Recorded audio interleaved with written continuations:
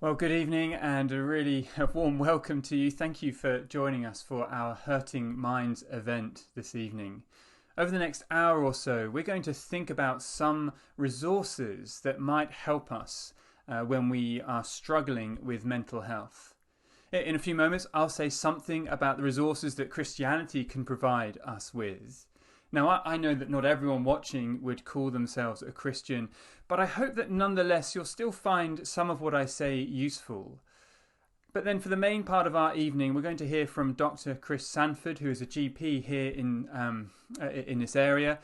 And Chris will give us some insights so that we can better understand depression and anxiety.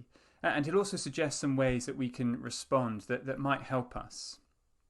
To finish the evening off, we'd love to open it up to questions. On the screen, you'll see a link to follow. Head there, and at any point, you can write in your questions, and we'll do our best to answer them a little later on. So let's get going. The first thing we're going to do, though, is to hear how one person describes their battle with mental health.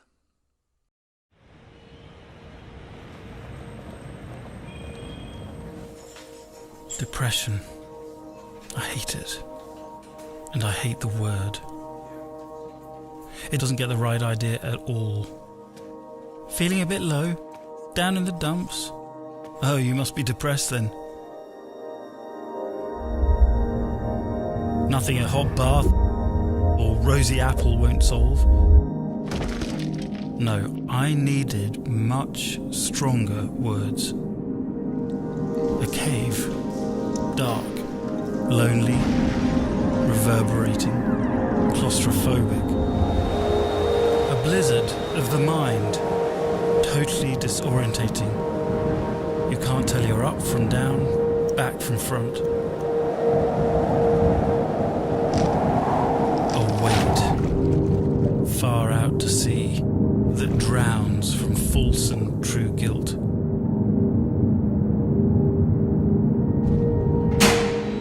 Exposure in front of everyone that matters. The terror of being truly known.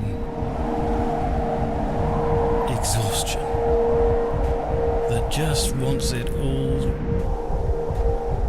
to stop. So many things. No one single remedy. No one size fits all.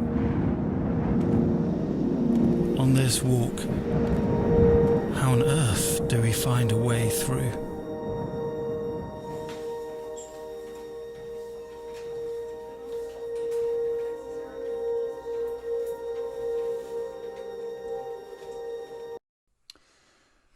Well, as you watch that short clip, I wonder if it resonated in any way. I wonder if you could relate to the feelings and experiences described. Now, maybe you can't. But the statistics suggest that either someday you will have some kind of mental health struggle, or if not you, then someone close to you will. You see, struggles with mental health are not limited to one group of people. Anyone can face this battle.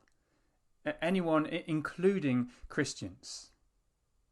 I think sometimes we can wrongly assume that as Christians, if we have enough faith, if we live a good enough life, then the problems of this world will leave us, including the problems of mental health. But Jesus never promised us that. When we become a Christian, we still live in a world that is broken. Broken because of our rejection of the God who made us and the God who loves us. And Jesus doesn't promise, at least in this life, that we will escape the pain and suffering that comes from living in a broken world with broken bodies and broken minds.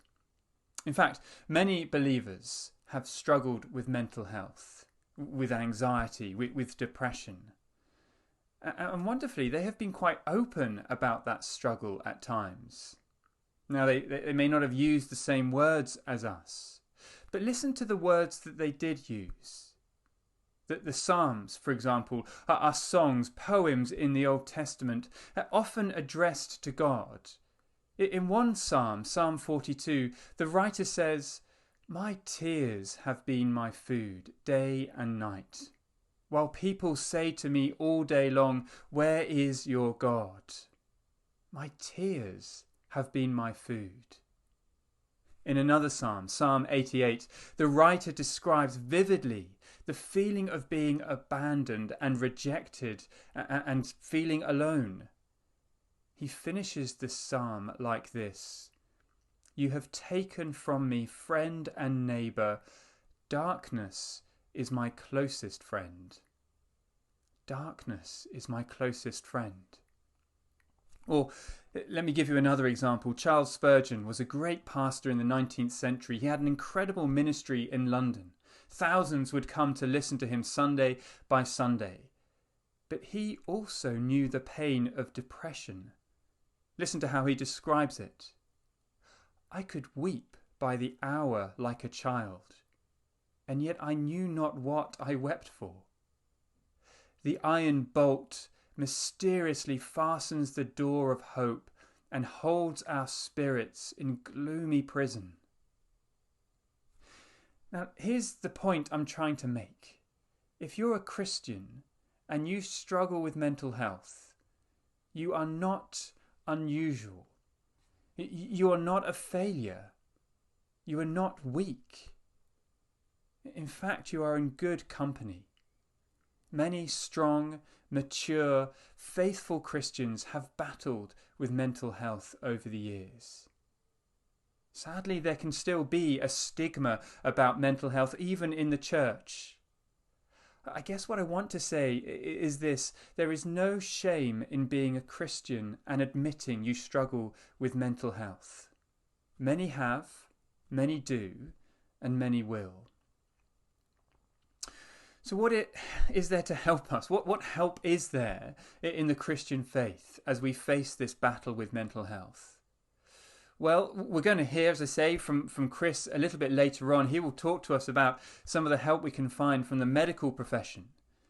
But here are two ideas, two things that we as Christians can hold on to. The first idea is this: you are never alone. God is with us. When Christianity exploded onto the scene in the first century, the earliest Christians gave the new movement a name. They called it the Way. And that's because one of the metaphors that Jesus gives us for Christianity is that of being on a journey. When Jesus calls people to believe in him, he says to them, "Deny yourselves, take up your cross, and follow me." Christians are pilgrims on a journey heading somewhere.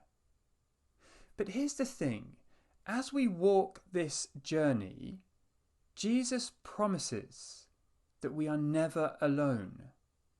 Some of the last words that Jesus said on earth were these from the end of Matthew's Gospel: "And surely I am with you always to the very end of the age." Jesus has not only walked the path before us, facing sorrow and hardship and pain as he journeyed to the cross, he also walks the path alongside us as we face sorrow and hardship and pain. "Surely I am with you," he says, "always to the very end." And as we look across the Bible, we see God promising the same thing time and time again. So again, in the Psalms, Psalm 34, King David says, "The Lord is near to the brokenhearted and saves the crushed in spirit." He is near to the brokenhearted. You know, one of the effects of a mental health crisis can be that we want to cut ourselves off from others. We want to hide away. I guess we know it's not a healthy response, but in the moment we can't face someone else. There's a sense in which we prefer the darkness, but here's the thing: even though we might isolate ourselves from others, we cannot isolate ourselves from God. He's with us, even in the darkness. Psalm 139, the psalmist says, "If I say, surely the darkness shall cover me, and the light about me be night, even the darkness is not dark to you. The night is bright as the day, for darkness is as light with you. Even the darkness of depression, the darkness of anxiety, the darkness of feeling utterly alone in the world does not hide us from God. He is with us. The 19th century pastor Charles Spurgeon, who I mentioned earlier on, he put it like this: even in a glen of adversity so dark, so deep, apparently so pathless, in stooping down, you may discover the footprints of the crucified one. In the fires and in the rivers, in the cold night and under the burning sun, he cries, I am with you. He is with us, ready to hear our prayers. He is with us, ready to listen to our angry outbursts or desperate cries for help. He is with us, ready to sustain us with enough faith to keep us believing, to keep us going, to keep putting one foot in front of the other as we journey home. Here's the first thing. You are never alone. God is with us. But here's the second thing. There is always hope. God is for us. Now, in some of our darker moments, when we struggle with mental health, we can feel pretty hopeless. We can feel as though things are never going to get better. In our worst moments, we can feel deeply unlovable, unwanted, unworthy. And in those moments, we need to hear a verse in the Bible. It's from Romans chapter 5. It's verse 8. But God demonstrates his own love for us in this: while we were still sinners, Christ died for us. If we are trusting in Jesus, if we have confessed our sins and put our faith in him, God loves us. He is for us. And how do we know? Because of the cross. God demonstrates his own love for us in this: while we were still sinners, Christ died for us. And notice when Jesus died for us. It wasn't when we were at our best, but when we were at our worst, while we were still sinners. Do you see what that means? God knows the best about us, but he also knows the worst about us. And that did not stop him sending his son to die for us. The cross is like this big historical statement by God. In the cross, he says to us, I know you, the worst as well as the best about you, and I love you. I am for you. I know you, and I accept you. In our battle with depression and mental health, there might be times when we think the worst about ourselves, when we cannot escape those feelings of being unworthy and unwanted. But even then, there is always hope, because God is always for you. But it is a battle to believe that, because other thoughts pile up one after another, thoughts that paint a false picture, thoughts that smother us with feelings of guilt and shame, thoughts that tell us there is no hope, that nothing will make us or our lives better. And that is why the cross is so important for the Christian. It's God's voice to us in history, telling us what is real, that he is for us. The God of heaven knows me, even the worst of me, yet loves me and accepts me. Real or not real? The voice of the cross says real. The God of heaven will never abandon me or give up on me, real or not real. The voice of the cross says real. The God of heaven will one day fix not only my broken body but also my broken mind, real or not real. The voice of the cross says real. You see, there is always hope because God is always for us. Hope for the present. He loves us and he welcomes us. And hope for the future. He will bring us home to a world where our minds are whole and fixed. So two things that might help. You are never alone. God is with us. There is always hope. God is for us. But there is a wealth of wisdom and help that can be found in the medical world as well. And so we're now going to hear from Dr. Chris Sanford. Well, good evening again. As with any talk on mental health, it's always worth coming at it from with a bit of a health check to start off with. Obviously, with this sort of talk, there's lots of generalisations that will be made, and obviously anxiety and depression come in lots of different shapes and sizes, and so please forgive me if anything I say comes across like it might be getting at you, or I'm specifically mentioning something that I know about you, if I do know you. I'm genuinely not. This talk's been written very generically. But if there is anything that you do hear that you think, oh, maybe I should get some professional help about that, speak to my GP, or speak to a trusted friend, or a pastor of a church, or that sort of thing, then please do. I really encourage you to do that, and nothing that's said here will detract from that if you feel that that's necessary. So just a few initial heads up. So what's depression? We'll look at what's anxiety, and then we'll look a little bit about these things in the context of biblical truths. What's depression? Well, it's essentially a low mood that is characterised by the absence of a number of different emotions or attitudes or perspectives, such as what you can see on your screen. So a lack of hope, poor motivation, absence of pleasure, lack of self-worth, sleep disturbance, to name a few, but these are the chief ones really.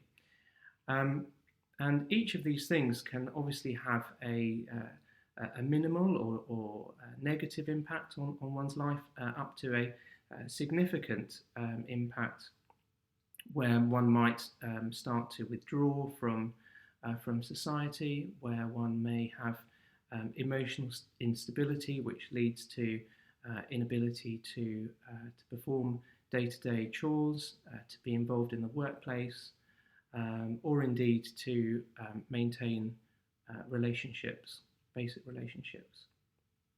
And of course, as you may well have heard or seen, this could progress so far as to involve deliberate self-harm, so perhaps in the form of cutting, or indeed to endanger one's life in perhaps the most severe forms of the condition.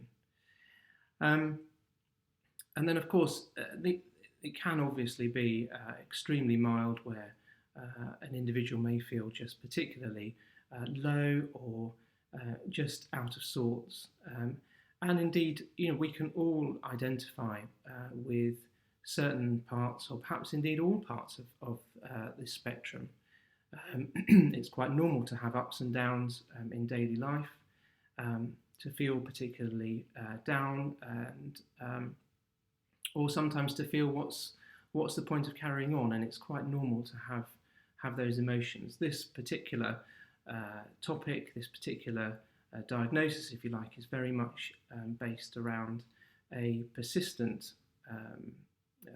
features that I've outlined, and indeed an impact on day-to-day living in some way, shape or form.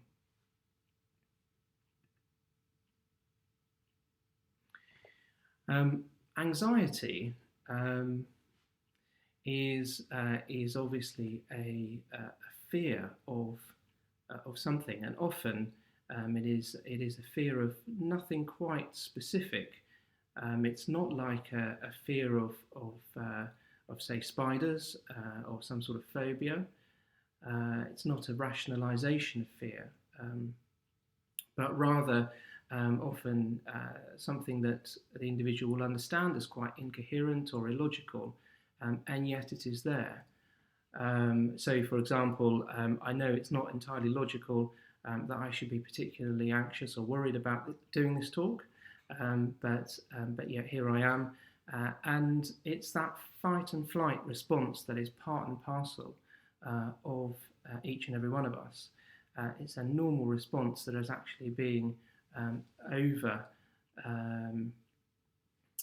it's overreacting within our endocrine system and within our nervous system.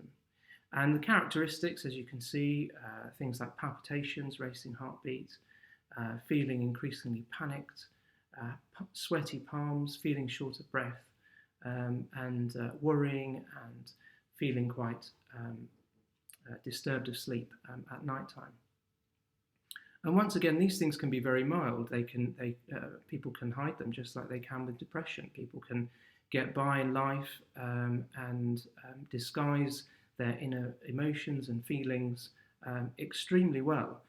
Indeed, I'm sure there are people that you pass by on a day-to-day basis frequently where this is happening.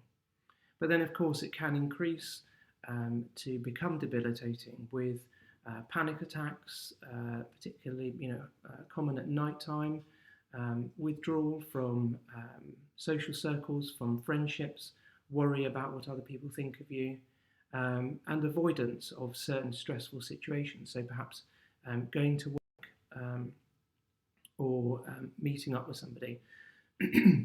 So anxiety, an irrational fear, which to a certain degree or other impacts on day-to-day life.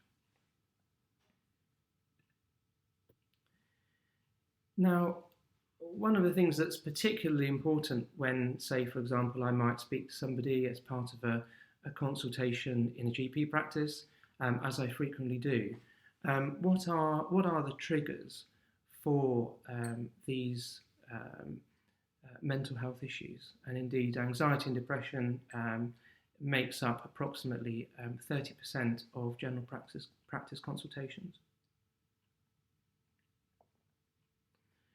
As you can see on the screen, lots of very common types of triggers. So it may be unemployment, it may be a bereavement, a death of a loved one, it may be a chronic disease or a new diagnosis of cancer or something like that. And indeed, when you think about this in terms of coronavirus, and you think about this in terms of the global pandemic and the shutdown and the social isolation, you can go through each of these, and bar one or two, and I'm sure you can probably think of a lot more. These are all active triggers at the moment for many of us. Many people worried about their employment status and therefore their finances. Many people in increased stressful situations, being cooped up at home with each other, perhaps not having outdoor space, having to look after children throughout the day as well as throughout the night, not being able to go to school. And indeed, this is something that looking at the predictions for what how coronavirus will evolve through our society, the initial peak is around infection and then death. But then the later peaks are concerns around the emotional trauma, the emotional traumatic stress, as it were, that will affect so many of us, and a wave of mental health problems as people realise and struggle with what we've been through, what we're currently going through now. So it's something to be really aware of, perhaps in yourselves and in those around you as well. So there's the immediate trigger about why something has set off, perhaps a low mood, a depression, an anxiety. But then there are also the underlying issues for a particular individual. So you can think of it as why now? So what's the trigger now? And why this individual? What is it about a particular individual that perhaps makes them prone to experiencing these sorts of emotions? Personality is a fairly obvious one. I don't think Kate will mind me saying that she regularly calls me an Eeyore, and that's my default personality. And some people are prone to glass half empty, others glass half full, but still that doesn't necessarily obviously link a person who's an Eeyore who's going to be a depressive. It doesn't quite work like that. But nevertheless, personality does have a part to play. There can be other factors outside of the obvious. So, for example, medication. Certain medications have side effects which can cause depression, can cause other illness that can lead to poor motivation, can lead to reduced self-esteem and so on. So these are factors, as indeed any sort of substance misuse, for example, alcohol or any drugs. We'd always be very concerned in the GP surgery to make sure that we understand if an individual is affected by these things, because they play, particularly alcohol plays such an obvious part on the nervous system and cause a depressive effect. Perhaps one of the most interesting background triggers are parental relationships, and it's a very big topic, but the relationships that we have with our parents in many ways go on to define who we are. The relationships that our parents have between one another, the stability of their relationship, the way in which they parent us, their parenting style, the way that they interact with us, the way that we feel loved by our parents, all of these different things have fundamental impacts on our personality, deeply on our psyche even. And triggers in the here and now can often reawaken many of the issues that maybe we have or we hold against our parents. And of course, we're all human, no one's perfect. Those of us who are parents know how hard it is to parent well. So it's not by way of any criticism, but rather that a recognition of how we relate to or how we cognitively understand our relationships with our parents will have an important, will be an important factor in understanding how we can move forward in some of the issues or perhaps some of the things that we carry with us that perhaps one might call the sort of the baggage that we carry with us, that perhaps we would rather we didn't, that we would rather be free of and be able to carry on and not worry about these things. And as an extension of that, of course, various different types of abuse, emotional abuse, sexual abuse. Individuals who have sadly and tragically been exposed to these sorts of issues have a high correlation with mental health issues following on from them. And of course that is something that will play a big factor in their lives, and something that those individuals will need help from, not just professionally, but also from friends and others around them.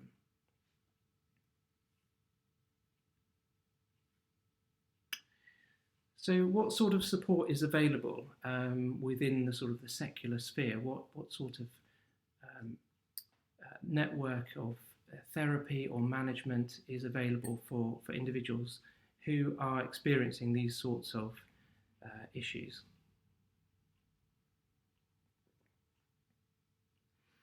Again, there's a gradient of the very basic things that one can do for oneself. Diet, exercise, sleep hygiene, meeting up with friends, enjoying time together with other people, trying to make sure that one's stresses and one's life's admin are sorted out as they possibly can be. Perhaps moving on to a different job if that's an identified trigger, are all very worthwhile things to do. And indeed, talking about therapies, counselling and cognitive behavioural therapy have both been shown categorically they're evidence-based solutions for people who are having difficulty with anxiety and depression. There's a whole wealth of self-help books and apps and online activities that people can do, which are very helpful, varying degrees. Some things work for some people, and that's great. So all of those self-help issues, we really encourage people to look into if someone were to come into the GP practice with a low level of mental health issues. Of course, there's medication of different sorts, some very basic, very safe medication that can be used on a daily basis. But I think the best way that I describe it to my patients is that it might just take the edge off feeling really low. And of course, no doctor wants to prescribe medication unless it's absolutely necessary. But for some people, particularly those with really complex lives who are really struggling and in severe danger of going into a downward spiral with a difficulty of being able to emerge from that, medication can be really helpful just to give a breathing space to get one's life back on track and to engage with therapy, talking therapy, to look for more of a virtuous cycle and escape from unwanted feelings of low mood, anxiety and depression. Of course, in much more severe cases, which is much more the exception rather than the rule these days, is referral and very rarely hospitalisation. I certainly can't remember the last time that I had a patient that needed to be admitted into hospital or into a specialist mental health unit rather for their mental health. So it's very rare these days, but still does happen. So you obviously know that this talk was billed under Redeemer, under Redeemer Winchester as a church-based talk. You're probably wondering how we managed to get about halfway through without talking about anything from the Bible. I think it's just helpful just to look at the basic underpinning framework, particularly from a medical perspective, which is what I bring. But at the same time, to think through around some of the features that we looked at to begin with. What is it that makes up depression? It's a hopelessness, very often a worthlessness, a lack of joy, a lack of purpose in life, and indeed with anxiety. And of course, I didn't say earlier, but anxiety it doesn't always go with depression. You can have a depression by itself and anxiety by itself, or a combination of the two. But an anxiousness alongside that. And I put in the title there, where does my help come from? Where do we answer the deep questions of life? And in our society, we cut and paste our worldview into the answers for these big life questions.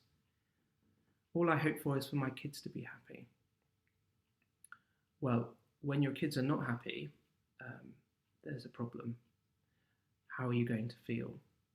You're going to feel dissatisfied, like you've done a bad job, perhaps guilty, perhaps a failure. Similarly, with worthlessness, our society has a big value on being productive, being in employment, providing for others, contributing to society. The young and the very old and frail who are unable to do that, particularly the old and frail, feel a burden to their family. And indeed, depression and anxiety are common in care homes and in the frail elderly. Joylessness, we struggle with what does joy mean in our secular society these days. Is it when we're with our friends? Is it when we're feeling emotionally high? Is it when we've had something to drink? Do we feel joy? Do we feel happy? We find it difficult to understand what happiness means or the pursuit of it.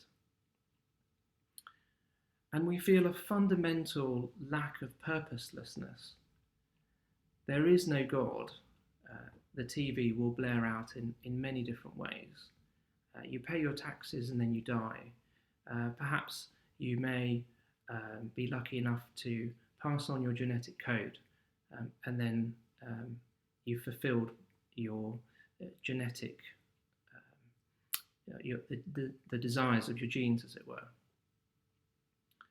And indeed, overlaid on all of this, being alone, with no help, no one to fight for you, no one to truly love you, no God, is an anxiety and a fear in and of itself. And with this worldview that we are now, as a society, teaching our children, it's quite easy to see why mental health presentations are actually increasing, not just because there's more presentations and more acceptance and more realization of it, but a real increase in diagnosis, and particularly in children, particularly girls, and deliberate self-harm in particular has doubled since 1997. But of course, for the Christian believer, where does my help come from? My help comes from the Lord, the maker of heaven and earth. And that hopelessness that one can feel is answered for us. The worthlessness has an answer. The joylessness has an answer. And the purpose that we have has an answer in the gospel. When any of us have a difficulty, where do we run to? Where do we go to? If you receive that call from the doctor, if you lose your job, what is your response? Where do you run to? How do you answer that difficulty? What does your worldview say to you? And in God's great mercy to us, He has revealed Himself to us in His Word, and we can run to that. And all of these questions are answered. If you have a look at the first verse there from Romans 8, and if the Spirit of Him who raised Jesus from the dead is living in you, He who raised Christ from the dead will also give life to your mortal bodies because of His Spirit who lives in you. Extraordinary verses that the all-powerful creator of heaven and earth, who raised Jesus from the dead and who is in spirit living in us, in the Spirit living in us, if He raised Christ to life, then we can be certain that He will raise us to life on the final day. We will be with Him in eternity. And what an extraordinary, amazing hope that is. That God loves us that much, that God has granted us mercy and shown us grace in the most extraordinary way. So when we feel hopeless, we can run to Him who has given us hope.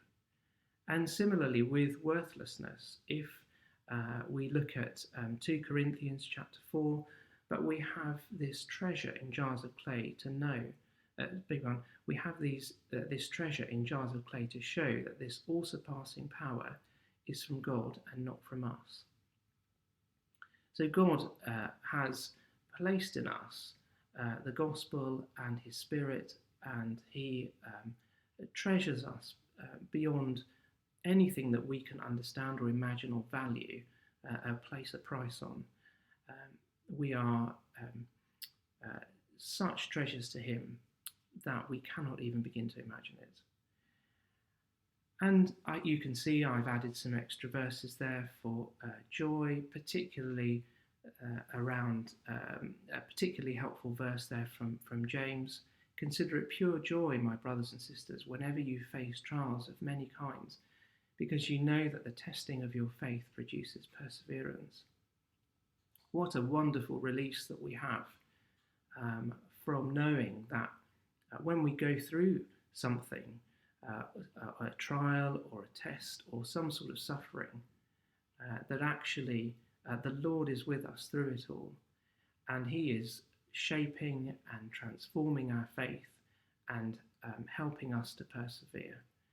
And that we should count it joy because we're not alone, because we are with him, because we have that eternal grace and love from him, that we can be joyful, that we can be happy, that there is a purpose to it all, that he is bringing all things together for good and for his glory. So we're running out of time, so I won't go through all of those verses, but just to say that these are not self-help, pick-me-up, feel-good platitudes. These are eternal truths revealed to us by our Maker in the Bible, and they're as real and as true as the mathematical laws of the universe, the air that we breathe, the physical environment around us. They can be relied upon and they can be depended upon, and we can turn to them for that security for our souls. And that's one of the really interesting things about anxiety and depression. It's, of course, there is a physical aspect to it, there's a trigger aspect, there's lots of different things, but fundamentally many of the issues that arise out of anxiety and depression centre on an instability, centre on an individual who is buffeted by life's events, by the triggers that we discussed. And Jesus says that those who listen to his words build their life on the rock, that is on him, immovable when tough times come. Where do you run to when you're in trouble? Do you run to the immovable, the Lord, the maker of heaven and earth? So just to wrap up, to sum up, how should we respond? What should we perhaps do to, if we're struggling with this, or if we know other people who are struggling with this sort of thing, what sort of things can we do? Well, we can either ourselves or in another individual who are trying to help them to understand and as best we can to trust in the transforming power of God's word. God's word doesn't just enter our hearts, but it changes our hearts and it changes our minds. And so it's so important to spend time reading God's word, spend time understanding the Bible. Maybe write down your go-to verses for your most difficult situations.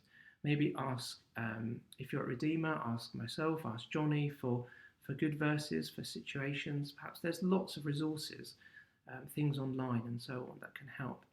And sit under good Sunday by Sunday teaching, where God's word is going to be exposed, it's going to be preached, and you're going to be able to understand it and work through it. and genuinely get to know one another in church as best you can. As I said at the beginning, it's so easy for people to struggle to notice that there's anything going on under the surface as we glide past one another, perhaps on a Sunday morning or each week, and with the busyness of life. But respond to those cues when somebody says, "Oh, I haven't really had a great week." Be honest, perhaps. Don't just glaze over it. If you have had a bad week, let others know so that they can help you. If you hide it and sweep it under the rug, it's incredibly difficult for others to go looking. And in our culture, it can be quite rude as well to go digging about. Might be perceived as such. So let's, as a church, be open with each other. And of course, don't expect instant results. God is the God of growth. We see that in the seasons, in the plants and trees, in the 9-month gestation. God doesn't do instant gratification, as our culture would seemingly insist on. And so it takes time, it takes effort, and it doesn't come straight away. But perhaps as you think through these things, it may be really helpful for you to meet up with a particularly good Christian friend, or with a few Christian friends, to talk through some of these things, particularly if anything here has struck a nerve with you. Or perhaps to hold each other to account if you're struggling with certain emotions or certain behaviours that you would rather you didn't. And maybe have that small group of accountability to think things through. So we're out of time, so I better wrap up really. That's very much a whistle-stop tour through depression and anxiety. I hope that's been helpful. I hope that's been of interest. We're going to go into a time of some questions and hopefully some satisfactory answers. And of course, if you're at Redeemer or via the email Redeemer, if you want to get in touch with me or Johnny about any of these different topics, you'd be more than welcome to. Be very happy to discuss anything further. Well, really grateful for Chris sharing all those things. Hopefully you can see there's a screen next to me, and at some point Chris might join us there so that we can go through some questions and answers together. While I'm waiting for Chris to show up, I want to tell you about a book. It's by Mark Meynell, When Darkness Seems My Closest Friend. I found it incredibly helpful thinking about these whole issues of depression and anxiety, both from a Christian perspective and from a medical perspective as well. I think what Mark does so well is describe some of the feelings that we experience as Christians and some of the torment that we can go through. And he also takes us through step by step some of the ways in which turning to Scripture, turning to the Bible, turning to other Christians can help. But I think if depression and anxiety is something that is what you experience, and I think you'll find this book incredibly empathetic and helpful. So I really recommend that. The little video clip we saw earlier on, that was Mark Meynell explaining some of his ways of ways that he's experienced depression over the time. I think we're having a few technical difficulties here. I'm just going to see if I can find why Chris isn't showing himself. Let me see what we can do. Hang on.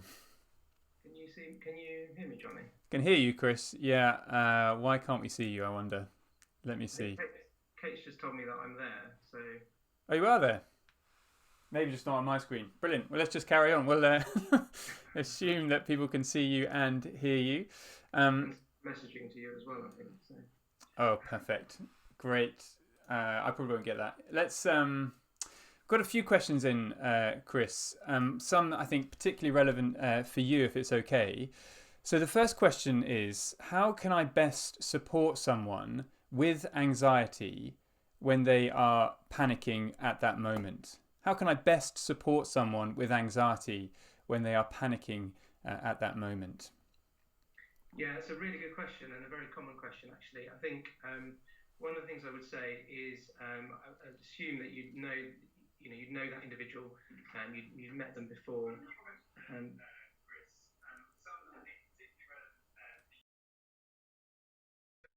You might want to turn the YouTube thing down.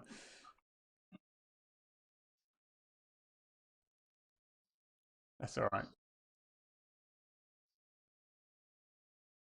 Ah.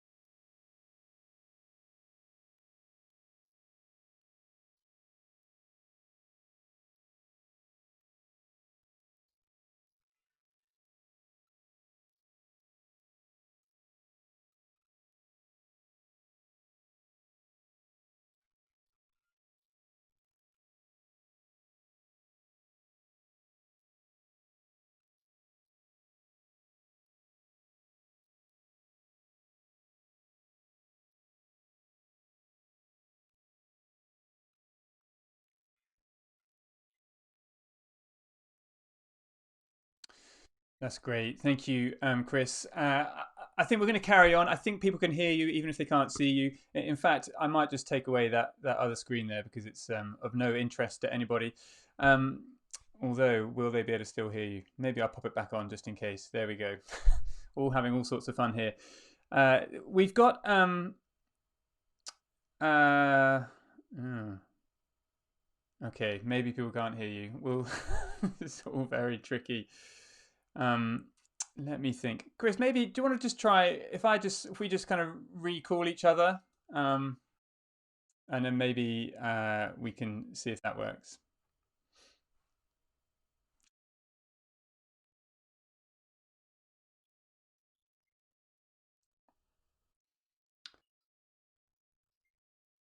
Okay. Um, you can hear me, Chris. I can hear you, Johnny. Maybe people can see you. I can see you now. You're on my screen. I don't know how we find out. Maybe let me just check my YouTube thing over here.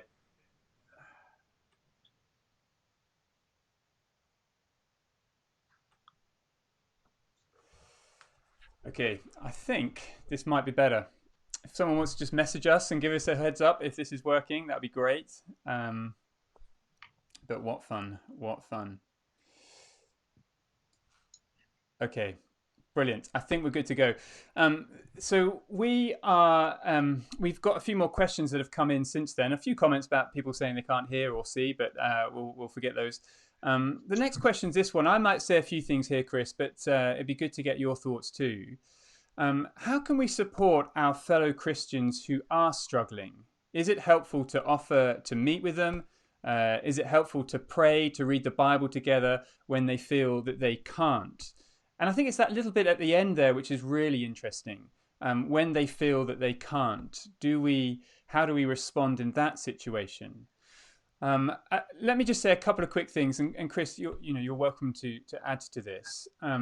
I think that one of the things we want to try and do when we are with somebody who is in a real deep, low, difficult moment with their mental health, perhaps one of the best things we can sometimes do is just to be there, just to be a friend who sits with them, goes for a walk with them, doesn't necessarily try and unpick the situation, doesn't try and ask lots of probing questions, but sometimes is just silent with them. that when somebody is in a real difficult place, that perhaps can be the best response. If you know the story of Job in the Bible, who goes through some tragic moments in his life, losing so much, family, possessions, all sorts of things. And he's sitting there, and he has some friends who draw around him, and they sit with him in silence for a week. And that perhaps was the best response to start with, before trying to come in with any other specific things. So I wonder if that may be sometimes the best response, just your presence, just being there, obviously praying for them, maybe dropping them the odd message, but not necessarily trying to sit them down, take them through certain parts of the Bible. That may not always be the most helpful thing to do initially. Chris, do you want to add anything to that? Yeah, I think that's really helpful advice, Johnny, really helpful advice. I think the only thing that I would add to that is often people can have such a deep-seated sense of low self-esteem or low self-worth that their impression is that actually the individual who's offering help doesn't really want to help them, but actually it's just offering out of kindness or out of a sense of self-duty. So I think it is helpful to just push politely and say, look, honestly, really, do you want to come round for lunch? Shall we meet up? Obviously, not during COVID lockdown period, but in normal times, go for something to eat, a takeaway or something like that, or just Skype one another just to catch up. And I think keeping things simple and easy. A lot of issues out there are around loneliness and not having someone to talk to, not having someone to relate to, not having someone who can just understand you or hang out with you. And so I think that's really helpful, just to be around, just to press, to be a friend. And it can take a long time to build up a relationship. As I said, don't expect immediate results with these things. Spend time with people, build up a friendship, build up a trust base before you can expect somebody to open up to you or for you to be able to help somebody. It won't be an instant result. Brilliant. Thank you very much. Okay, next question. And we some of these questions are quite similar, but I think it's nonetheless worth going through each of them. What should we avoid saying and doing when supporting a friend suffering with anxiety or depression? So what should we avoid saying and doing when supporting a friend suffering with anxiety or depression? Again, let me just say a couple of things. I mentioned this book already, When Darkness Seems My Closest Friend, and Mark Meynell talks about a number of things which are helpful and unhelpful. And some of the things he says that are unhelpful to say to someone who is struggling with anxiety or depression, it's things like, just pull yourself together. People are experiencing far worse things than you. If they're a Christian and the ideas of guilt and shame, perhaps even if they're not a Christian, but the ideas of guilt and shame are prominent, then being careful how we use those things. Not necessarily saying to someone, in fact, being very careful saying to someone, maybe your depression is related to some sin in your life that you've not yet confessed or resolved. I don't think that would be a helpful thing to say. But Chris, let me hand it over to you. What should we avoid saying and doing when supporting a friend suffering with anxiety or depression? I think one of the key things is telling people what to do, in the sense of here's a prescription, as it were, that will really work for you, because everybody's so different, and it's so hard to know exactly what's going on in their hearts. So to say, do this or do that will help, can be problematic, can be very difficult. And you can, of course, say absolutely the wrong thing, the very thing that will make things worse. So, being able to pray with someone, to meet with someone, to read with someone, just to be with someone is incredibly helpful in that sense. I think the other sorts of things, not to say, you've touched on it already, Johnny, but anything that alludes to this is all in your head is extremely unhelpful, because what's going on, all of our experience, all of our realities are by definition in our heads, and so it's really helpful to just avoid phraseology that might touch on that.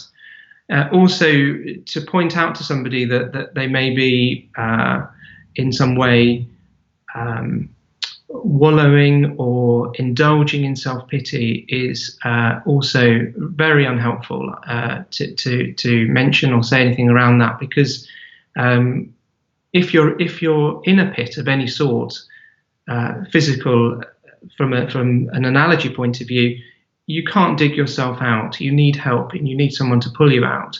And so heaping any form of judgment on a person, why they're in that particular situation, and that they should just help themselves, it can be very unhelpful, very destructive.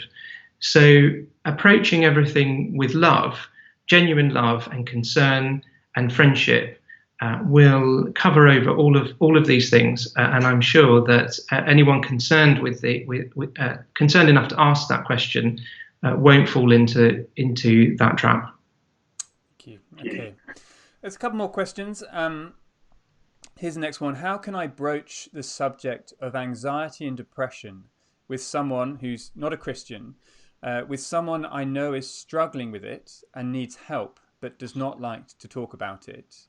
Let me read that again. How can I broach the subject of anxiety and depression with someone I know is struggling with it and needs help but does not like to talk about it?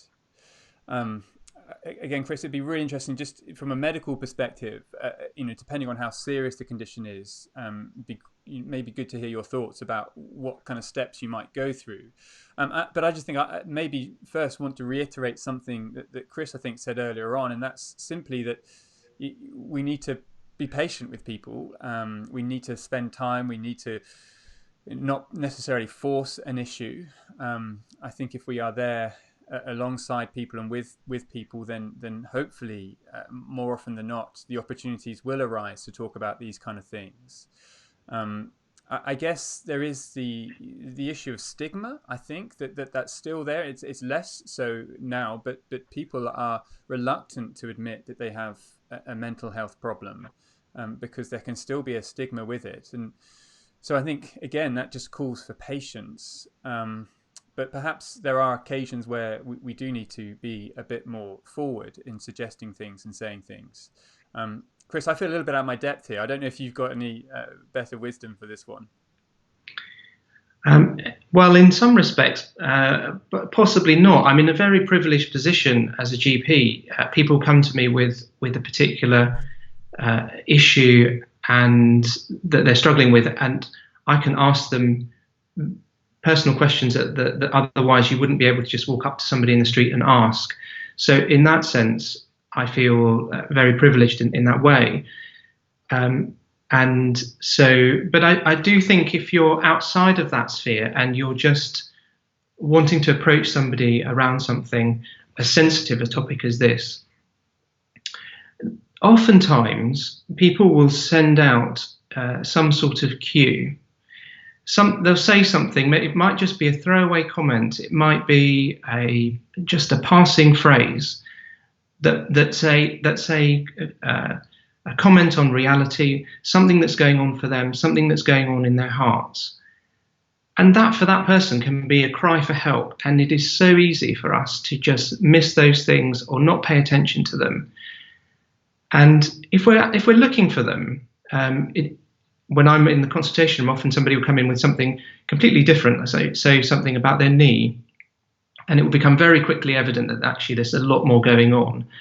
And the person will be making a number of cues around how difficult life is and how something else is going on with a family member or looking after the children at home, and how lifting up the little baby is really hurting, putting pressure on my knee, and so on. And things will start to unravel in the story around why it's something completely different. So in essence, I just really encourage people, as Johnny says, get to know people, build up trust, but also to listen out to cues, listen out to those things that people say that gives us clues around what's going on in their lives, what's going on in their hearts, and pick them up. Say, oh, that's interesting. What do you mean by that? What's going on? Is there something more to that? is there something that I can do to help with that? Does that make sense? Great, brilliant. Thank you. We do have time for more questions. So if people do want to bring in any more, then you're very welcome. The person who asked the first question, apparently the sound failed while you were answering that question, Chris. So that they've sent in again and wondered whether we could answer that question again. So to remind you, I think it'd be good to do that because I'm sure the sound failed for everyone else. The question was, how can I best support someone with anxiety when they are panicking in that moment? How can I best support someone with anxiety when they are panicking in that moment? Yeah, sure. So what I said earlier was that the best thing to do is, assuming that you know that person already, is to ask them, how can I help when you are having an anxiety attack, a panic attack? What really works for you? What helps? And what absolutely doesn't help? And that individual will know, and everyone's different. So there's no one size fits all. So they will guide you, advise you, and you can put that into action when the event comes about. But simple things really help them to keep calm in a calm environment, away from distractions. If they're particularly anxious, or maybe talking a lot or talking rapidly, just talking in short sentences, keeping things simple. If by any chance, and you know that they take medication or need medication for that episode, then it may be helpful to help them with that. And often with anxiety comes with panic attacks come rapid breathing, and so helping them to slow their breathing down. And breathing into a paper bag is actually quite helpful. It does slow things down and avoids other side effects as well, like pins and needles in the hands or around the mouth. So all of these things, but the chief one is have a chat with that individual, speak to them, what helps when you're having a panic attack, and they will tell you. Brilliant, thank you. Okay, we had another question in. Is there specifically Christian-based counselling or techniques available? I think there are. The short answer is yes, there are. There are counsellors who are Christians and will therefore bring a Christian worldview into the way that they counsel you if you're struggling with these issues. There are different forms of Christian counselling too. So there is something called kind of biblical counselling, and that will seek to try and help you grab hold of Christian truths and train you to be able to reflect on those things, to call them to mind. I guess it's in some ways quite similar to CBT, cognitive behaviour therapy. So yes, there are. But that doesn't mean that we can't use non-Christian counselling either. Chris, do you want to come in on this? Anything you'd like to say? Yeah, often. So absolutely, there are Christian channels of support, absolutely, which are really helpful and worth looking into and getting advice on and picking the right ones. The only thing I would add to that is that oftentimes people are worried about secular talking therapies, including counselling, because they feel that they will be exposed to a secular worldview or something that will upset or disrupt their own internal balance, or they might be put onto a wrong track or asked about things that they feel particularly uncomfortable about. And I would just reassure around that that's absolutely not the case. That particularly, Johnny, you mentioned CBT. That's a really good example. There are services in this area. So, for example, in the Winchester, Hampshire area, it's called iTalk, and in the Southampton area, it's called Steps to Wellbeing. Excellent service, mainly telephone-based. Say around half a dozen to a dozen telephone consultations, maybe half an hour each, talking through issues. There's a questionnaire at the beginning, questionnaire at the end to kind of measure progress. And it's really simple. It's not you bearing your soul to the individual at the other end of the line. It's just working through so let's take for anxiety, for example, why does my thinking go down a particular track in one way? and what can I do to recognise that this is happening, and how can I respond to it in the best way. So it's really just tips and tricks for keeping your thinking on an even keel, rather than being on this particular train track over here. You're on this train track over here, and that can be really helpful to break the cycle. And from an evidence base, they're very good at what they do. So whilst absolutely Christian counselling can be really helpful, and indeed, as we both said in the talk, turning to biblical truths and building oneself up in these things is absolutely a great thing to do. These other talking therapy services, secular talking therapy services, are also very good and very helpful, very easy to access, NHS-based, evidence-based, free at the point of use, that people can plug into as well. Great. Thank you so much, Chris. We'll say a little bit more about some of those things, perhaps just as we wrap up. You can see there's another comment that's come in. What is the difference between mindfulness and prayer? Again, we can probably both say a couple of things here. I think prayer is a very deliberate act of directing your thoughts, your conversation, your words to a living being, to God himself, with the expectation and the certainty that he will hear you, that he responds in the best and most loving way to the things that we pray for and that we talk about. I think perhaps one way to think about it is this: when we pray, we are turning our thoughts out and our words out of ourselves towards another being. Whereas mindfulness is a broad term. It can mean all sorts of different things, and so it's quite hard to kind of specifically define it. But I think you can certainly say about prayer that it is taking our thoughts, our anxieties, our worries, our concerns, verbalizing them either internally or out loud, and directing them towards a God, our Father, who's promised to listen to our prayers and answer them in the best and most helpful way. Chris, have you thought anything about mindfulness? Is that something you're aware of and you can share a little bit more about? Yeah, absolutely. So mindfulness has evolved out and is a modern interpretation of Buddhist philosophy around meditation, emptying one's mind. And there are various different techniques, as you mentioned. For example, as you empty your mind, you focus on different parts of your body.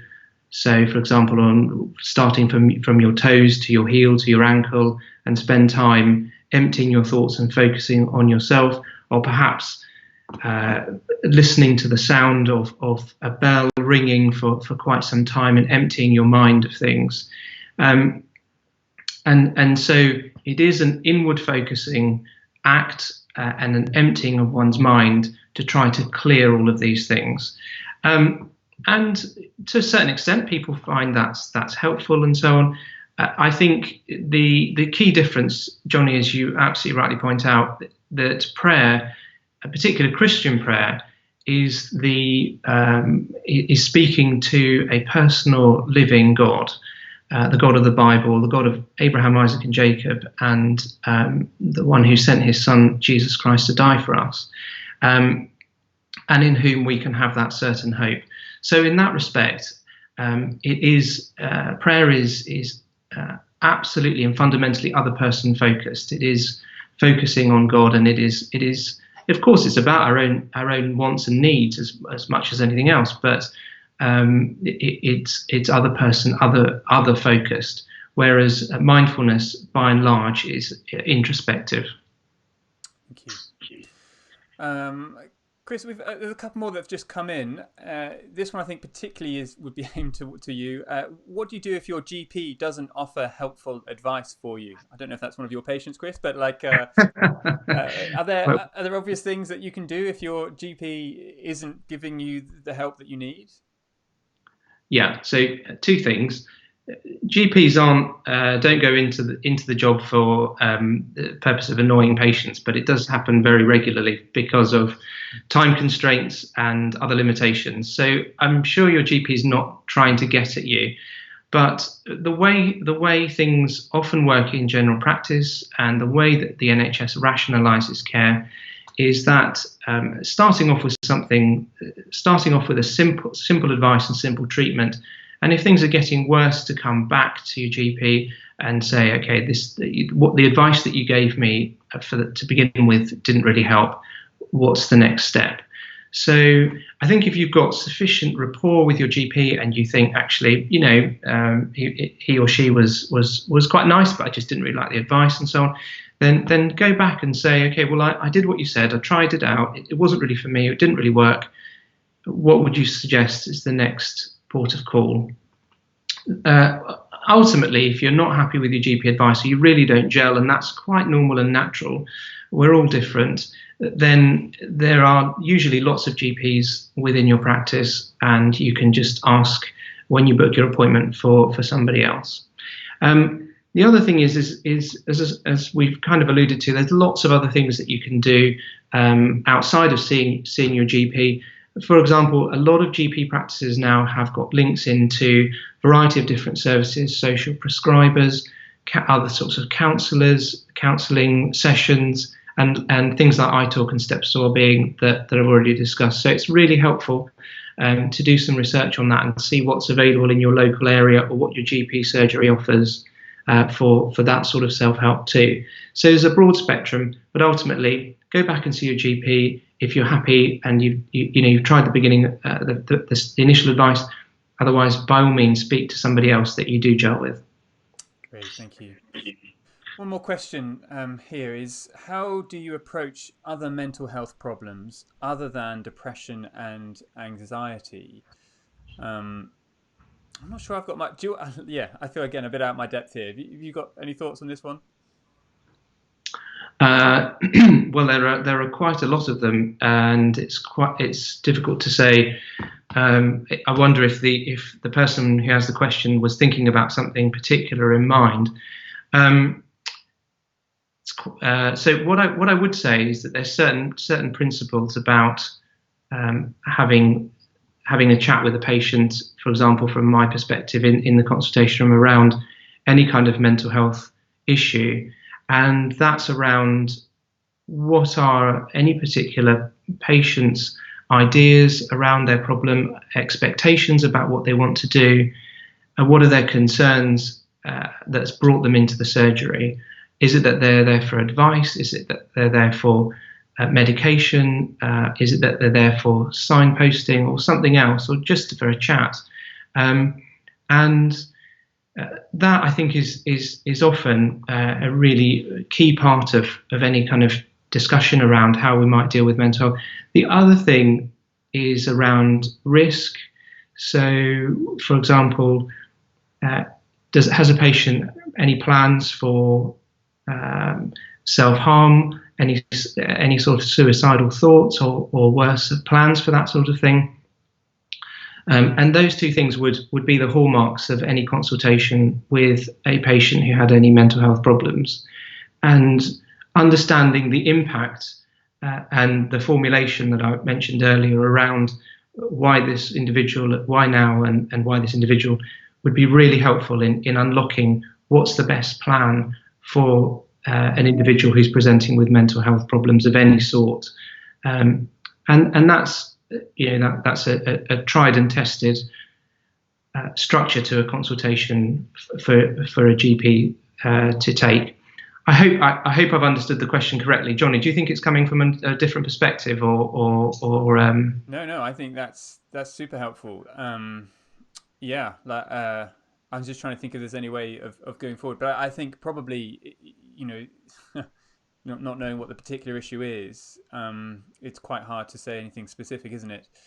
No, I think that's great. I think, let me just check. Yeah, I think that is it for questions. So why don't we bring the evening to a close there? Chris, I'm going to say goodbye to you. Thank you so much for helping us this evening and for all you had to share. Been incredibly useful. So thank you for joining us. Thank you. Okay, well, again, thank you for being with us this evening. I hope it's been of some help. We've only really scratched the surface. I understand that. And if you'd like to think more about these things, and again, let me recommend, let me get it the right way around. This book by Mark Meynell is very, very helpful. If you'd like to think a little bit more about the different options for Christian counselling out there, then there's a website called Biblical Counselling UK, which can help you with that. If you are someone who is a member at Redeemer or in the kind of orbit of Redeemer, and you'd like to get in touch with either Chris or myself, then you can simply email info@redeemerwinchester.org.uk. And we can be in touch, and we can either help you directly or certainly point you to other people who can help you. Other information about the church can be found on our website, www.redeemerwinchester.org.uk. All sorts of things that are going on during this lockdown period.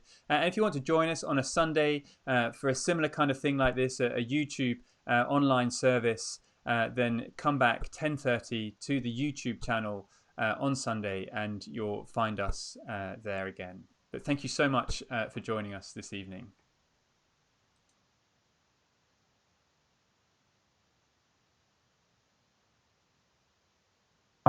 I am still there. Yeah, I can't see you for some weird reason, but that's no worry. Yeah. Um, there we go. Um, oh, John, thank you.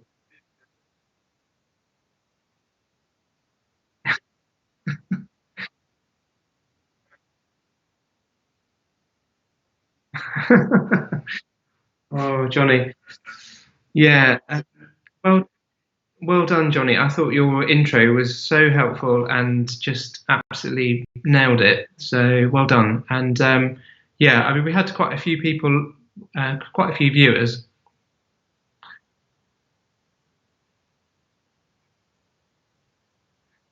No,